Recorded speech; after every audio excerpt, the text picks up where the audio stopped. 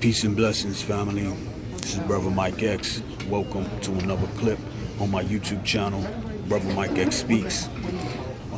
First and foremost, before I begin, I just want to say that, peace and blessings to the black family. I pray that these YouTube clips that I'm shooting will provide a bridge to,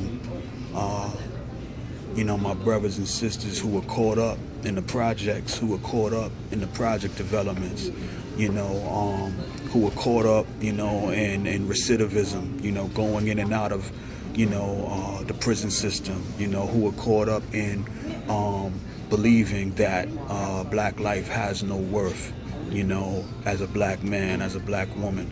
I pray that, these clips, I pray that my life will provide, a bridge from, being trapped to becoming awakened, to becoming free, to becoming liberated. I'm not all that, family. I'm not rich. I don't have the best of health. I don't have a gang of people rolling with me, who's willing to move, on my command, but I am a brother who's been striving to practice freedom, freedom of thought, particularly, through being a studious brother. I am a seeker of truth, and I have many teachers, that I strive to take advantage of. Anything that I say, it hasn't come, from magic. It's not a miracle. It's because I spend hours upon hours, and I dare say I've spent thousands upon thousands of dollars, in the last quarter of a century, buying, and, books, and taking the time to read these books, seeking not to be seen as somebody great, but just seeking to be a responsible black man, in today's society, knowing that, that black life is supposed to have purpose, it's supposed to have dignity, it's supposed to have meaning, and I've been striving to live up to that. So, again, I pray that, this YouTube clip and any of the YouTube clips that I've shot will help to spark life, help to spark an awakening, of uplift, in the family, so that we can be counted, as a vital group of people in today's society, who are able to take advantage of, our God-given potential. So, I want to talk about the black movement some more. The biggest problem with the black movement as it is seen today is it has become synonymous with anti, anti meaning, what we are against. And it's lost its focus. It's lost its focus on where it should really be concerned primarily, which is what are we pro? What are we actually for? It should be, our movement should be focused primarily on building, building relationships, healing, ourselves, resurrecting a spirit of uplift, of dignity, of love and compassion and empathy for ourselves, as men, as women, so that we can heal the vital relationships between black men and black women, so that we can resurrect and strengthen the family, as the foundation for the village. This is where we need to be at. We don't need a movement that's anti, even though there's a lot of things that's coming against us. We can never afford to lose our focus on striving to build and maintain, relationships. That's where the unity comes from. Unity, we talk about unity, but we don't talk about how unity is built. And the strongest unity that you can work on, first and foremost, has to be taking ownership over your own individual life. You know, there are 4 vital components to the individual life, in the man and the woman. The 4 vital components that you have to be on top of and responsible for is maintaining your physical being, you know, maintaining a rich and vibrant and ever growing and expanding mental capacity, you know, taking ownership of your emotional state of being, you know, being able to persevere in patience, being able to nurture a you know, an emotional state of being that leans towards peace, that leans towards you being able to control you and how you think and how you feel. Because if you're not in control of your emotional state of being, you set yourself up for other people to be able to push your buttons and thereby control you. So you got to be in control of your emotional state of being. And lastly, and I shouldn't say lastly, because this is probably in a way most important, is our spiritual connection, you know, with the giver of life, you know. And I'm not going to get into denominations or, you know, particular religions or credos or whatever. You know, I believe, you know, I practice an open-mindedness. You know, I practice an open-mindedness where I'm looking for the truth. And because I'm looking for the truth, I strive to remain open to seeking that truth, you know, from whatever source, you know, that I'm focused on at that particular time, and adding it on to what I already have, you know, coming to an understanding that, you know, that's truth.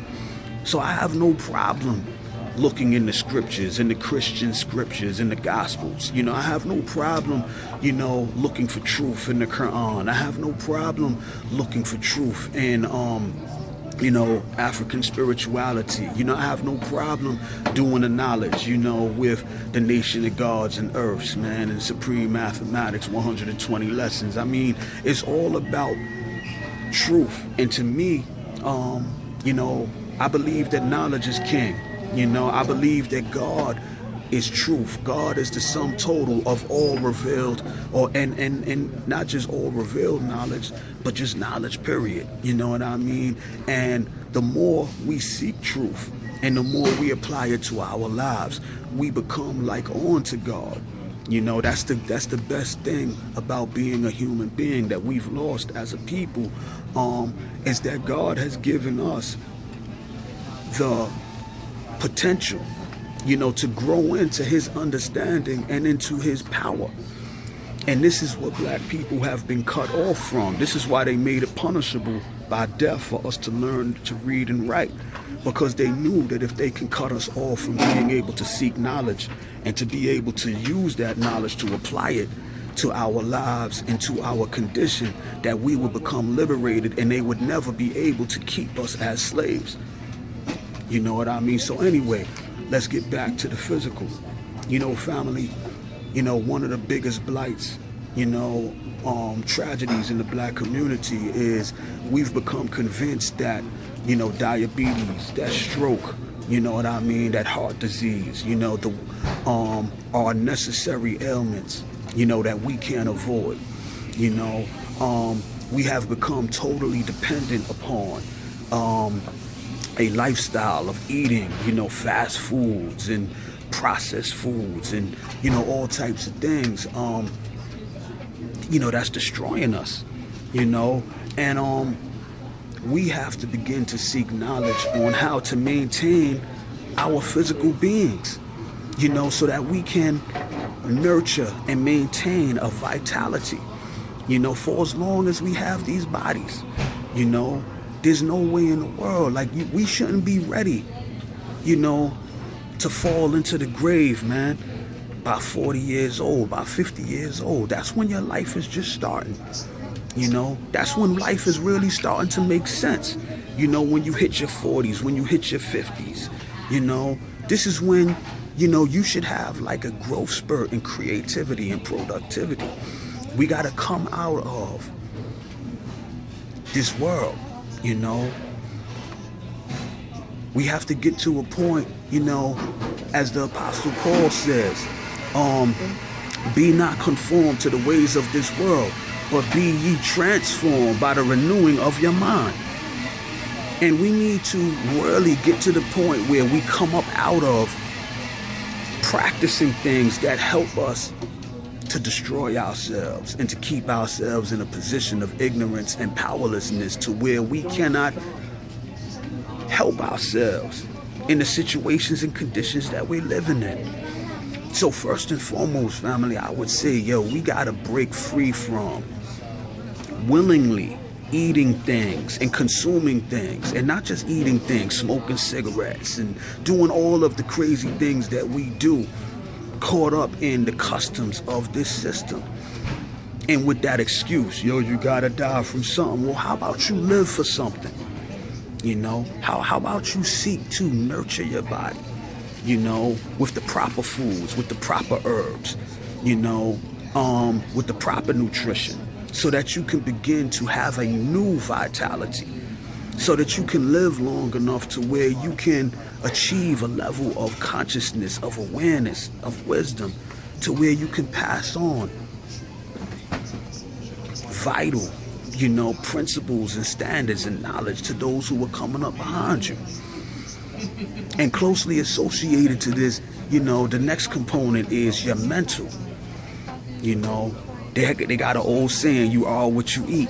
And so we know that, you know, we can kill ourselves by the way we eat, you know, physically, but we can also kill ourselves by the way we digest mental images and conversations, whether we watching the TV or how we speak with one another.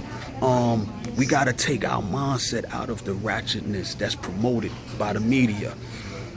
We got to fast. We got to begin to fast. Turn that TV off, family. Turn that radio off, man.